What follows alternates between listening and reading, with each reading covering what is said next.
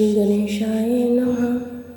श्री गुरुदेवाय नमः। ओम नमः शिवाय। आज की शिव पुराण कथा में आप सभी भक्तों का स्वागत है। आज की कथा में विद्येश्वर संहिता 14वां अध्याय अग्नि यज्ञ, देव यज्ञ और ब्रह्म यज्ञ का वर्णन।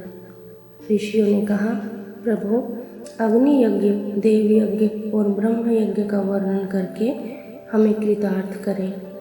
सूत जी बोले, महर्षियों, गृहस्थ पुरुषों के लिए प्रातः और सायंकाल अग्नि में 2 चावल और द्रव्य की आहुति ही अग्नि यज्ञ है। ब्रह्मचारियों के लिए समिधा का देना ही अग्नि यज्ञ है, अर्थात अग्नि में सामग्री की आहुति देना उनके लिए अग्नि यज्ञ है। द्विजों का जब तक विवाह न हो जाए उनके लिए अग्नि में समिधा की आहुति, व्रत तथा जाप करना ही अग्नि यज्ञ है। द्विजों, जिसने अग्नि को विसर्जित करके उसे अपनी आत्मा में स्थापित कर लिया है, ऐसे वानप्रस्थियों और सन्यासियों के लिए यही अग्नि यज्ञ है कि वे समय पर हितकर और पवित्र अन्न का भोजन कर लें। ब्राह्मणों, सायंकाल अग्नि के लिए दी आहुति से संपत्ति की प्राप्ति होती है तथा प्रातःकाल सूर्य देव को दी आहुति से आयु की वृद्धि होती है।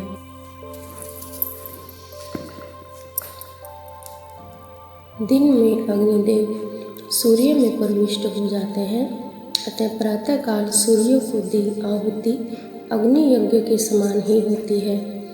इंद्र आदि समस्त देवताओं को प्राप्त करने के उद्देश्य से जो आहुति अग्नि में दी जाती है वह देव यज्ञ कहलाती है। लौकिक अग्नि में प्रतिष्ठित जो संस्कार निमित्तिक हवन कर्म है वह देव यज्ञ है। देवताओं को प्रसन्न करने के लिए नियम से विधि पूर्वक किया गया यज्ञ ही देव यज्ञ है। वेदों के नित्य अध्ययन और स्वाध्याय को ब्रह्म यज्ञ कहते हैं। मनुष्यों को देवताओं की तृप्ति के लिए प्रतिदिन ब्रह्म यज्ञ करना चाहिए। प्रातःकाल और सायंकाल को ही इसे किया जा सकता है। अग्नि के बिना देव यज्ञ कैसे होता है, इसे श्रद्धा और आदर से सुनो। सृष्टि के आरंभ में सर्वज्ञ और सर्वसमर्थ महादेव जी शिव जी ने समस्त लोगों के उपकार के लिए वारों की कल्पना की। भगवान शिव संसार रूपी रोग को दूर करने के लिए वैद्य हैं, सबके ज्ञाता तथा समस्त औषधियों के औषध हैं। भगवान शिव ने सबसे पहले अपने वार की रचना की जो आरोग्य प्रदान करने वाला है। तत्पश्चात अपनी माया शक्ति का वार बनाया जो संपत्ति प्रदान करने वाला है। जन्म काल में दुर्गतिग्रस्त बालक की रक्षा के लिए कुमार के वार की कल्पना की।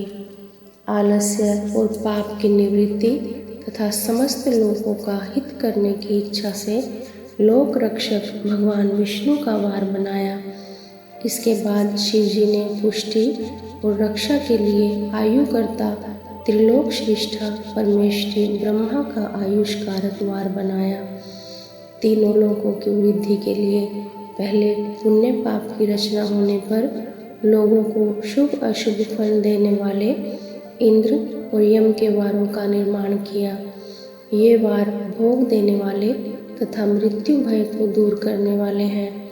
इसके उपरांत भगवान शिव ने 7 ग्रहों को इन वारों का स्वामी निश्चित किया।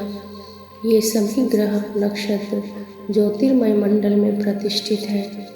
शिव के वार के स्वामी सूर्य हैं, शक्ति संबंधी वार के स्वामी सोम, कुमार संबंधी वार के अधिपति मंगल, विष्णु वार के स्वामी बुध, ब्रह्मा जी के वार के स्वामी बृहस्पति, इंद्र वार के स्वामी शुक्र व यम वार के स्वामी शनि हैं। अपने अपने वार में की गई देवताओं की पूजा उनके फलों को देने वाली है। सूर्य आरोग्य और चंद्रमा संपत्ति के दाता हैं। बुध व्याधियों के निवारक तथा बुद्धि प्रदाता है। बृहस्पति आयु की वृद्धि करते हैं, शुक्र भोग देते हैं और शनि मृत्यु का निवारण करते हैं। इन 7 वारों के फल उनके देवताओं के पूजन से प्राप्त होते हैं। अन्य देवताओं की पूजा का फल भी भगवान शिव भी देते हैं। देवताओं की प्रसन्नता के लिए पूजा की 5 पद्धतियाँ हैं। पहले उन देवताओं के मंत्रों का जाप, दूसरा होम, तीसरा दान, चौथा तप और 5वां वेदी पर प्रतिमा में अग्नि अथवा ब्राह्मण के शरीर में विशिष्ट देव की भावना करके 16 उपचारों से पूजा तथा आराधना करना। दोनों नेत्रों तथा मस्तक के रोग में और कुष्ठ रोग की शांति के लिए भगवान सूर्य की पूजा करके ब्राह्मणों को भोजन कराएं। इससे यदि प्रबल प्रारब्ध का निर्माण हो जाए तो जरा एवं रोगों का नाश हो जाता है। इष्ट देव के नाम मंत्रों का जाप वार के अनुसार फल देते हैं। रविवार को सूर्य देव व अन्य देवताओं के लिए तथा अन्य ब्राह्मणों के लिए विशिष्ट वस्तु अर्पित करें। यह साधन विशिष्ट फल देने वाला होता है तथा इसके द्वारा पापों की शांति होती है। सोमवार को संपत्ति व लक्ष्मी की प्राप्ति के लिए लक्ष्मी की पूजा करें तथा पत्नी के साथ ब्राह्मणों को घी में पका अन्न भोजन कराएं। मंगलवार को रोगों की शांति के लिए काली की पूजा करें। उड़द, मूंग एवं अरहर की दाल से युक्त अन्न का भोजन ब्राह्मणों को कराएं। बुधवार को दधि युक्त अन्न से भगवान विष्णु का पूजन करें। ऐसा करने से पुत्र मित्र की प्राप्ति होती है।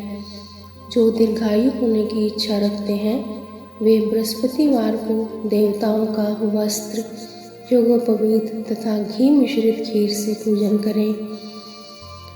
भोगों की प्राप्ति के लिए शुक्रवार को एकाग्रचित्त होकर देवताओं का पूजन करें और ब्राह्मणों की तृप्ति के लिए षड्रस युक्त अन्न दें। स्त्रियों की प्रशंसा के लिए सुंदर वस्त्र का विधान करें। शनिवार अपमृत्यु का निवारण करने वाला है। इस दिन रुद्र की पूजा करें। तिल के होम व दान से देवताओं को संतुष्ट करके ब्राह्मणों को तिल मिश्रित भोजन कराएं। इस तरह से देवताओं की पूजा करने से आरोग्य एवं उत्तम फल की प्राप्ति होगी। देवताओं के नित्य विशेष पूजन, स्नान, दान, जाप, होम तथा ब्राह्मण तर्पण एवं रवि आदि वारों में विशेष तिथि और नक्षत्रों का योग प्राप्त होने पर विभिन्न देवताओं के पूजन में जगदीश्वर भगवान शिव भी उन देवताओं के रूप में पूजित होकर सब लोगों को आरोग्य फल प्रदान करते हैं। देश, काल, पात्र, द्रव्य, श्रद्धा एवं लोक के अनुसार उनका ध्यान रखते हुए महादेव जी आराधना करने वालों को आरोग्य आदि फल देते हैं। मंगल कार्यों के आरंभ में और अशुभ कार्यों के अंत में तथा जन्म नक्षत्रों के आने पर गृहस्थ पुरुष अपने घर में आरोग्य की समृद्धि के लिए सूर्य ग्रह का पूजन करें। इससे सिद्ध होता है कि देवताओं का पूजन संपूर्ण अभीष्ट वस्तुओं को देने वाला है। पूजन वैदिक मंत्रों के अनुसार ही होना चाहिए। शुभ फल की इच्छा रखने वाले मनुष्यों को 7 दिन अपनी शक्ति के अनुसार देव पूजन करना चाहिए। निर्धन मनुष्य तपस्या व व्रत आदि से तथा धनी धन के द्वारा देवताओं की पूजा करें। जो मनुष्य श्रद्धापूर्वक इस तरह के धर्म का अनुष्ठान करता है वह पुण्य लोक में अनेक प्रकार के फल भोग कर पुनः इस पृथ्वी पर जन्म ग्रहण करता है। धनवान पुरुष सदा भोग सिद्धि के लिए मार्ग में विष लगाकर लोगों के लिए छाया की व्यवस्था करते हैं और उनके लिए कुएं, बावड़ी बनवाकर पानी की व्यवस्था करते हैं।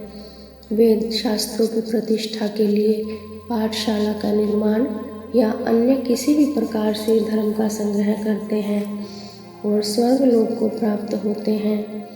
समय अनुसार पुण्य कर्मों के परिपाक से अंतःकरण शुद्ध होने पर ज्ञान की सिद्धि होती है।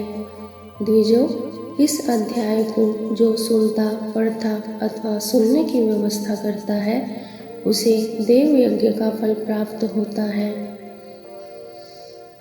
15वां अध्याय देश, काल, पात्र और दान का विचार। ऋषियों ने कहा, समस्त पदार्थों के ज्ञाताओं में श्रेष्ठ सूत जी, हमसे देश, काल और दान का वर्णन करें। देश का वर्णन। सूत जी बोले, अपने घर में किया गया देव यज्ञ शुद्ध ग्रह के फल को देने वाला है। गौशाला का स्थान घर में किए गए देव यज्ञ से 10 गुना, जबकि जलाशय का तट गौशाला से 10 गुना है। एवं जहाँ तुलसी, बेल और पीपल के वृक्ष का मूल हो, वह स्थान जलाशय तट से भी 10 गुना महत्व देने वाला है। देवालय उससे भी अधिक महत्व रखता है। देवालय से 10 गुना महत्व रखता है तीर्थ भूमि का तट, उससे भी श्रेष्ठ है नदी का किनारा तथा उसका 10 गुना उत्कृष्ट है तीर्थ नदी का तट। इससे भी अधिक महत्व रखने वाला है सप्तगंगा का तट, जिसमें गंगा, गोदावरी, कावेरी, ताम्रपर्णी, सिंधु, सरयू और रेवा नदियाँ आती हैं। इससे भी 10 गुना अधिक फल समुद्र का तट और उससे भी 10 गुना अधिक फल पर्वत चोटी पर पूजा करने से होता है। और सबसे अधिक महत्व का स्थान वह होता है जहाँ मन रम जाए।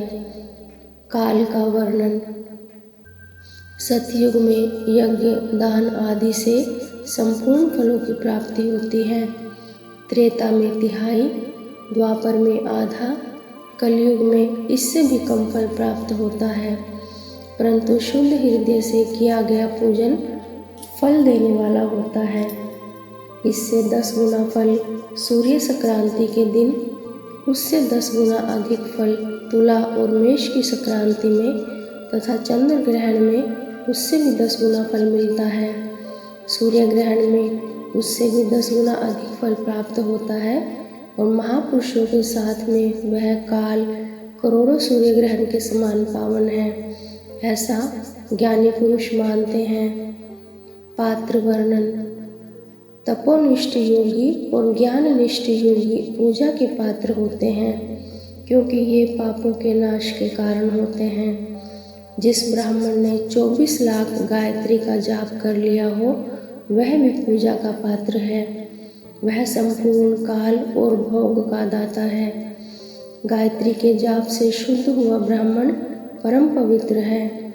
इसलिए दान, जाप, होम और पूजा सभी कर्मों के लिए वही शुद्ध पात्र है।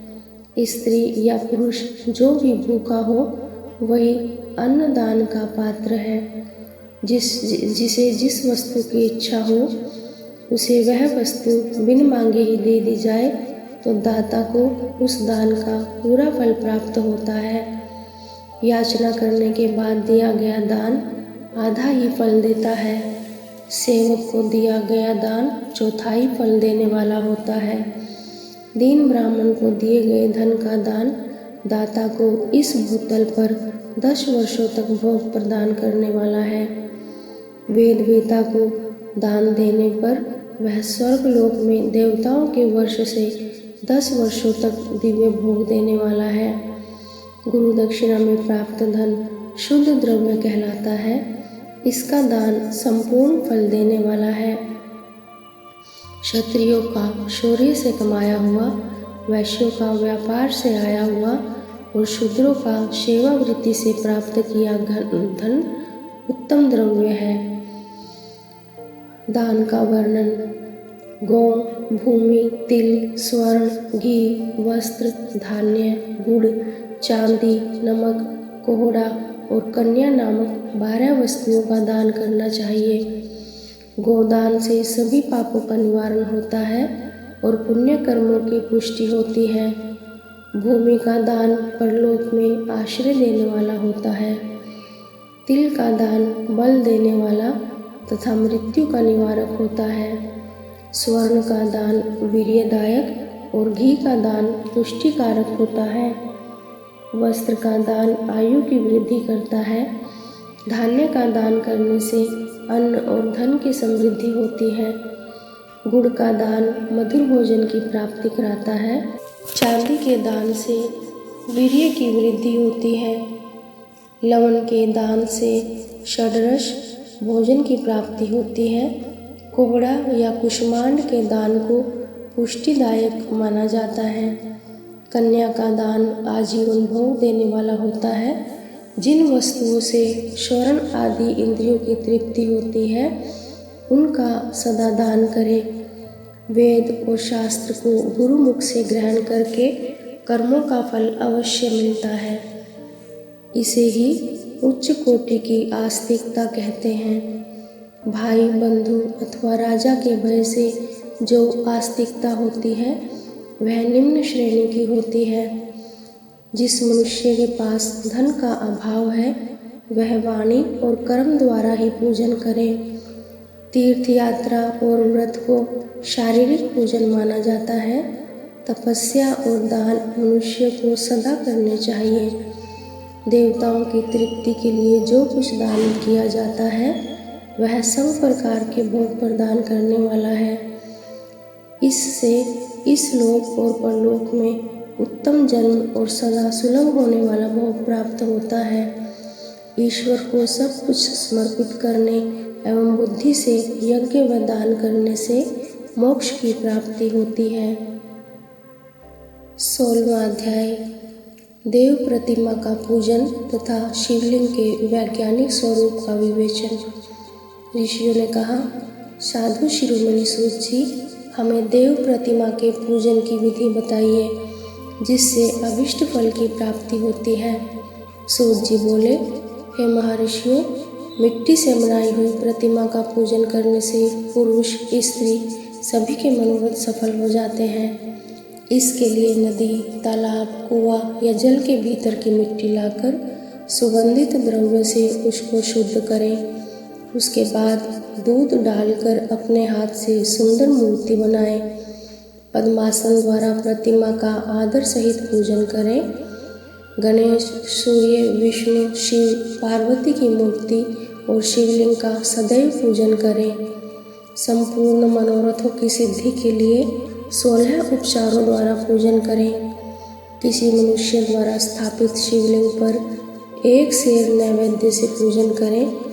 देवताओं द्वारा स्थापित शिवलिंग को 3 सेर नैवेद्य अर्पित करें तथा स्वयं प्रकट हुए शिवलिंग का पूजन 5 सेर नैवेद्य से करें। इससे अभीष्ट फल की प्राप्ति होती है। इस प्रकार सहस्त्र बार पूजन करने से सत्यलोक की प्राप्ति होती है। 12 अंगुल चौड़ा और 25 अंगुल लंबा यह लिंग का प्रमाण है और 15 अंगुल ऊंचा लोहे या लकड़ी के बनाए हुए पत्र का नाम शिव है। इसके अभिषेक से आत्मशुद्धि, गंध चढ़ाने से पुण्य, नैवेद्य चढ़ाने से आयु तथा धूप देने से धन की प्राप्ति होती है। दीप से ज्ञान और तांबूल से भोग मिलता है। अतएव स्नान आदि 6 पूजन के अंगों को अर्पित करें। नमस्कार और जाप संपूर्ण अभिष्ट फलों को देने वाला है। भोग और मोक्ष की इच्छा रखने वाले लोगों को पूजा के अंत में सदा जाप और नमस्कार करना चाहिए। जो मनुष्य जिस देवता की पूजा करता है वह उस देवता के लोक को प्राप्त करता है तथा उनके बीच के लोकों में उचित फल को भोगता है। हे महर्षियों, भूलोक में श्री गणेश पूजनीय हैं। शिव जी के द्वारा निर्धारित तिथि, वार, नक्षत्र में जो विधि सहित उनकी पूजा करता है उसके सभी पाप एवं शोक दूर हो जाते हैं और वह अभीष्ट फलों को पाकर मोक्ष को प्राप्त करता है। यदि मध्याह्न के बाद तिथि का आरंभ होता है तो रात्रि तिथि का पूर्व भाग पितरों के श्राद्ध आदि कर्म के लिए उत्तम होता है तथा बाद का भाग दिन के समय देव कर्म के लिए अच्छा होता है। वेदों में पूजा शब्द को ठीक प्रकार से परिभाषित नहीं किया गया है। पू का अर्थ है भोग और फल की सिद्धि जिस कर्म से संपन्न होती है उसका नाम पूजा है। मनोवांछित वस्तु तथा ज्ञान अभीष्ट वस्तुएं हैं। लोक और वेद में पूजा शब्द का अर्थ विख्यात है।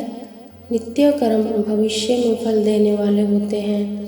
लगातार पूजन करने से शुभ कामनाओं की पूर्ति होती है तथा पापों का क्षय होता है।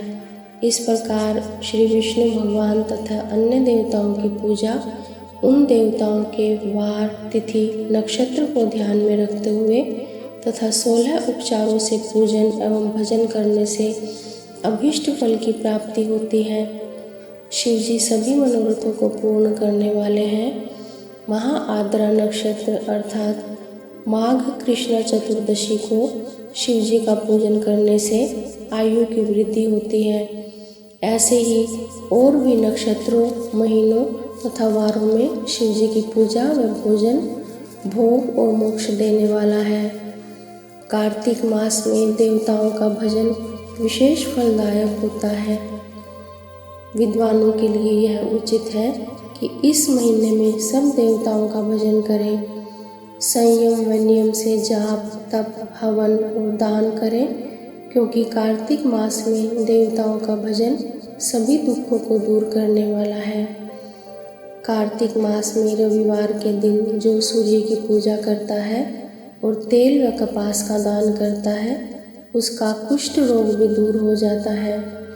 जो अपने तन मन को जीवन पर्यंत शिव को अर्पित कर देता है उसे शिव जी मोक्ष प्रदान करते हैं।